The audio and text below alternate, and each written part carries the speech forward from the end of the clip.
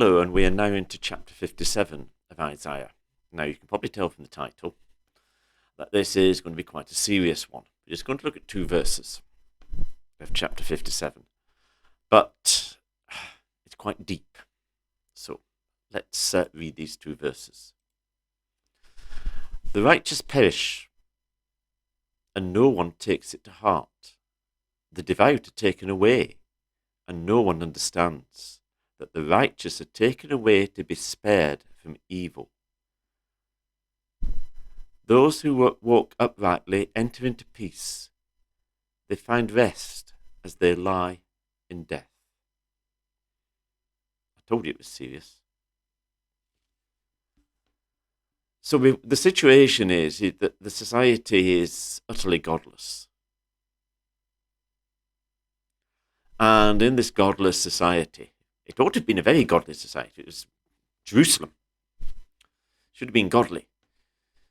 But it wasn't. Which is why, first of all, Assyria and then the Babylonian crisis happened. And in this godless society, the righteous perish. If you thought being a Christian guaranteed an easy life, we are badly mistaken. Jesus made that clear, that there's no guarantee of an easy life. In fact, he said, in this world you will have trouble. But take heart, for I have overcome the world. So the righteous perish. The devout are taken away. And that, as is clear from the end of verse 2, in at least some, possibly all of the cases, it means people have died. It says no one understands why they've been taken away. Maybe the unrighteous who had the upper hand in the society. Just, so what? Who cares?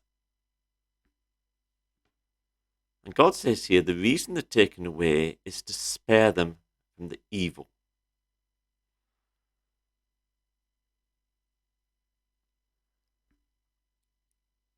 We need to appreciate, all right, we all talk about the resurrection,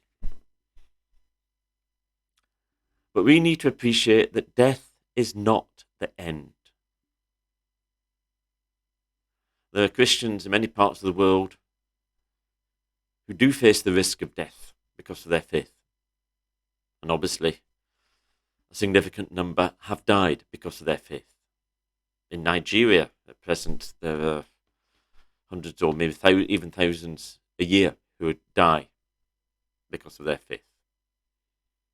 There are other countries where similar things happen. Death is not the end. Now, in our own country, we don't face death for being a Christian. But it's far less comfortable being a Christian now than it used to be. For some, it's getting increasingly uncomfortable. There was a recent story of the Church of England chaplain who was referred to PREVENT, which is anti-terrorism, for the sermon he preached in his school. You can find the sermon online. And you will see utterly ridiculous. So it's becoming increasingly uncomfortable to be a Christian. And there are a few. It is still a relative few. Compared to what goes on in the rest of the world, or many other places in the world, things are very mild at present. They may get worse, they may not. That's in God's hands. But the world may think, oh, we've got rid of this chaplain, who cares? Good riddance to him. Or someone else who stood up for God's truth. And the world may shrug its shoulders. So what?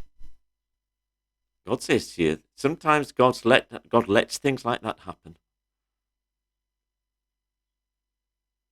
And people are taken out of situations to be spared from evil. It says, those who walk uprightly enter into peace.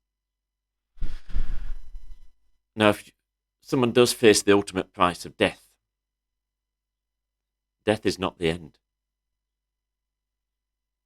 You will die to go to be with the Lord and to be raised again on the last day.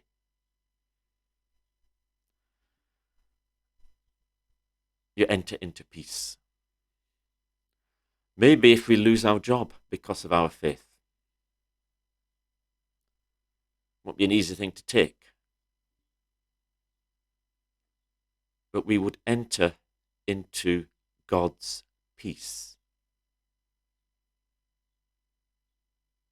So, this has been a rather somber talk.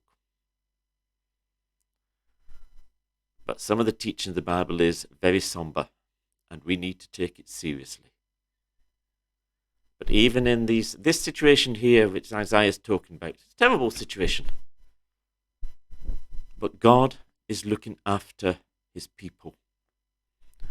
It's not always in what we might think is a nice, easy way, not the way we would choose or design.